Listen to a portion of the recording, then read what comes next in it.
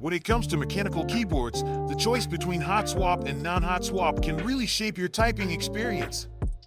Hot swap keyboards are a game changer, allowing you to easily swap out switches without any soldering.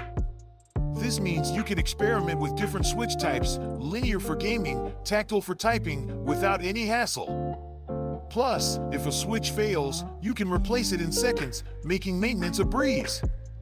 On the flip side, non-hot swap keyboards offer greater layout flexibility and more secure connections. Soldered switches are stable and reliable, perfect for those who want a solid build. And let's not forget, soldering can be a rewarding learning experience for DIY enthusiasts. However, it does come with its challenges, time-consuming soldering and the risk of damaging your PCB if mistakes happen.